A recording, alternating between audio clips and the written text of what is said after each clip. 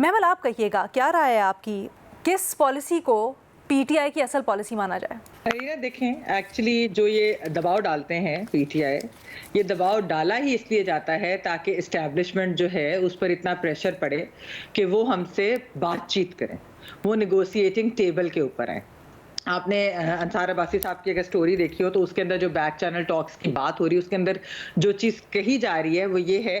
कि जो बिहेवियर, दो चीज़ों का चेंज होना चाहिए, एक इमरान खान साहब का और एक सोशल मीडिया का। यानी कि सोशल मीडिया को आप रिस्ट्रेन करें, उन्हें सॉफ्ट करें, और इमरान खान साहब के भी जो वो बयान देते हैं उसको भी सॉफ्ट भी किया जाए, उसको रिस्ट्रेन किया जाए। तो बेसिकली जो इनका सोशल मीडिया है, या खान साहब जो बात करते हैं रिपोर्टर्स के साथ जेल के अंदर, जो बाद में फिर रिपोर्ट भी होती है और सोशल मीडिया की ज़ीनत भी बनती है और मीडिया की भी ज़ीनत बनती है उनकी हेडलाइन, वो प्रेशर तो अगर क्रिएट कर रही होती है, लेकिन साथ साथ वो पीटीआई के लिए प्रॉब्लम्स भी क्रिएट कर रही होती है। आप अगर देखें अलीना, यहाँ पर जो उनकी लीडरशिप है, जो मेन लीडरशिप सारी जो बाहर है जेल से, पाकिस्तान के अंदर है, वो बार बार उन्होंने कितनी बार ये बात की है कि सोशल मीडिया जो है उनको अपनी टोन चेंज करनी चाहिए। वो ये बात जो है खान, ये रिपोर्ट भी हुआ है कि वो खान साहब को भी कहते हैं कि आप सोशल मीडिया जो पाकिस्तान में लेकर आए, जो बाहर से जिस तरह की बातें हो रही हैं, हमारे लिए प्रॉब्लम होती है। और अलीना, आपको ये याद होगा, मैंने पहले भी एक बार ये बात की थी कि जब ये स्ट्रीट एजिटेशन होती है या जो ये सोशल मीडिया की चीज़ें होती है, इससे बजाय इसके कि वो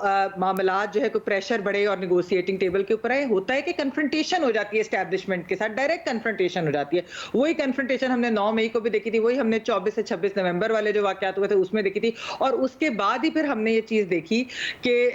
पीटीआई की तरह से फिर ये बातें सामने आनी शुरू हुई कि नहीं, दोबारा से एस्टैब्लिशमेंट से रवाबत करते हैं। यानी अगर आप सोशल मीडिया देखें तो उसके अंदर तो ऐसा है कि हमने कोई डील कभी करनी ही नहीं है, लेकिन जब आप ये सारे लीडर्स की बात सुनते हैं, जब आप ये देखते हैं कि पीछे बिहाइंड द सीन्स क्या हो रहा है, रिपोर्ट क्या हो रहा है, तो उसके अंदर नजर वही आता है कि वो एस्टैब्लिशमेंट से ही बात करना चाहते हैं। एक चीज़ मैं इसमें ज़रूर कहूँगी कि वैसे तो पीटीआई को, और ये बात तो खैर हम पहले भी इधर के इधर कह चुके हैं, कि पीटीआई को चाहिए था कि जो हुकूमत के साथ डायलॉग जो पिछले साल दिसंबर में शुरू हुआ था, उसको इतनी जल्दी अगर वो ब्रेक डाउन ना उसका होता, यानी कि जनवरी में उन्होंने इस साल खत्म कर दिया, तो फिर शायद मामला थोड़े बेहतर होते इनके लिए, क्योंकि एक पॉलिटिकल सिचुएशन सोल्यूशन जो है वो शायद निकल पाती। थोड़ा सा टाइम उसमें जरूर लगता है, लेकिन इन्होंने तो डेडलाइन ऐसी दे दी थी, तो डेडलाइन तो इनकी अभी तक तो काम नहीं किया। आप देखें अलीना, इलेक्शंस के रिजल्ट्स के बावजूद, जो इनकी स्ट्रीट एजिटेशन के बावजूद, हर चीज के इनके सोशल मीडिया के प्रेशर के बावजूद, अभी तक तो हमने यही देखा है कि एस्टैब्लिशमेंट जो है वो उस तरीके से इनसे बात करने को तैयार नहीं हुई, या एटलीस्ट जो है डिनायल तो वो अस्करी जराए से आ जाते हैं कि ऐसी चीजें नहीं हो रही। तो ये भी एक हमने देखा। तो ये एक प्रेशर टैक्टिक है, लेकिन अभी तक क्या उसके रिजल्ट्स आएंगे कि नहीं, ये हम आने वाले वक्त में देखेंगे। भट्टी साहब, ये क्या पॉलिसी है और ये तजाद क्यों है? आवाम के सामने खान साहब के जो बयान आते हैं वो भी बड़े सख्त आते हैं, जो पार्टी कहती है वो भी बड़ी सख्त लाइन लेती है, लेकिन पीछे से खबरें आ रही हैं और अब आज़म सवाती साहब ने तो हल्फिया कह दिया है कि कोशिशें हो रही हैं और खान साहब ने भी आशीर्वाद दिया। जिसने मैडम शेख, जिसने मुज़ाकरात करने हैं आ जाओ, आज़म सवाती साहब कह रहे हैं, मेरी तरफ से हाँ है, मतलब दिल लहजा निक्की जी हाँ करके। मैडम शेख, असल में आज़म सवाती साहब ने आप कुरान पर हलफ के साथ बयान दिया है, ज़ाहिर है मैं तो इसमें मुकम्मल यकीन करूँगा, और कोई जो सवालात हैं, जो तहफ़्फ़ुज़ात हैं, वो मैं समझूँगा कि मेरे ठीक नहीं है। जब एक बंदा कुरान पर कुरान पर हाथ रख कर बात कर रहा है तो इससे बड़ी बात तो कोई नहीं हो सकती। आज़म सवाती साहब ने बात क्या की, उन्होंने कहा है कि मुझे इमरान खान ने मुज़ाकरात करने की इजाज़त दी क्योंकि उन्हें मुझ पर एतमाद था। मैंने आर्मी चीफ़ के उस्ताद और करीबी साथी से बातचीत करने की कोशिश की, मैंने डॉक्टर आरिफ अलवी के ज़रिए भी बातचीत करने की कोशिश की, मैंने एक एंकर के ज़रिए भी बातचीत करने की कोशिश की, और तमाम कोशिशों के बावजूद मेरी कोशिश कामयाब नहीं हो सकी।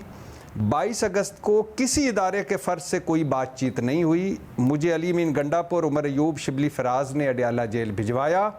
मुझे कहा गया कि खून खराबे का खदशा है, आपने बैरिस्टर गौर के साथ जेल जाना है। मुझे दिसंबर 2022 में भी इमरान खान ने आर्मी चीफ से मुज़ाकरात का टास्क दिया था। पुरानी बात कर रहे हैं, पुरानी इस्टेब्लिशमेंट से। ठीक है। बैरून मुल्क बैठे लोगों, झूठ ना बोलो, झूठ का चूरन बेचकर कब तक तबाही करोगे, इमरान खान के बाहर निकलने का ज़रिया बनो। वो मैडम शेख एक शेर है ना कि हर चारागर को चारागरी से गुरेज था,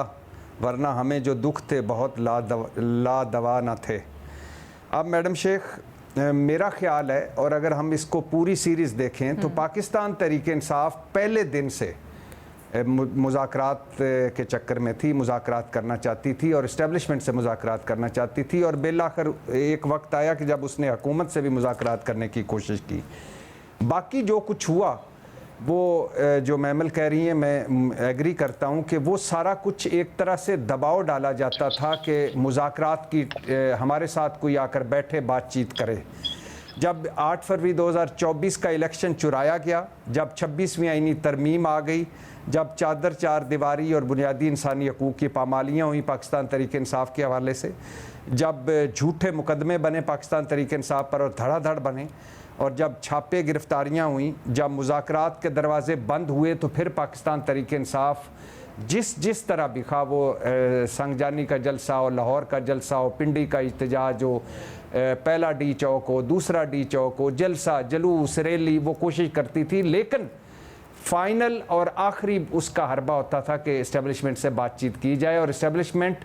पहले दिन से ही दरवाज़े बंद करके ज़ीरो टॉलरेंस की उसकी तरफ से था, जो शुरू से ही। हालांकि अली मीन गंडापुर साहब बहुत दफ़ा बहुत जगहों पे कह चुके हैं कि बस 99% मसाइल हल हो चुके हैं, 1% रह गए हैं।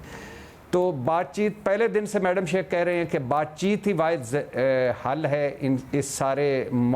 चीज़ों का, मुज़ाकरात ही हल है, बातचीत से ही रास्ता निकलेगा। लेकिन पाकिस्तान तहरीक इंसाफ का ये है कि पहले दिन से इमरान खान साहब के भी सख्त बयानात हों, हाँ, जो सोशल मीडिया है जिससे दुखी थे आज़म सवाती साहब, उससे ना सिर्फ आज़म सवाती साहब दुखी हैं, बल्कि अब 80-90% पाकिस्तान तहरीक इंसाफ दुखी है। वो उनकी एक अपनी लाइन है, लेकिन बाकी जो पाकिस्तान में है उन सारों की पहली और आखिरी कोशिश है मुज़ाकरात की, बाकी सारा कुछ वो दबाव डालने के लिए। खान साहब भी तो जब बयानात आते हैं, पेशियां होती थी, उसके बाद रिपोर्टर्स रिपोर्ट करते थे, उसमें बड़ी सख्त ज़बान इस्तेमाल होती थी। तो सिर्फ सोशल मीडिया है या फिर पार्टी की जनरली पॉलिसी भी है? नहीं मैडम शेख, हर सेकंड डे इमरान खान साहब का बयान उठा के देख लें, हर सेकंड बयान में मुज़ाकरात की बात हुई है, बातचीत की बात हुई है।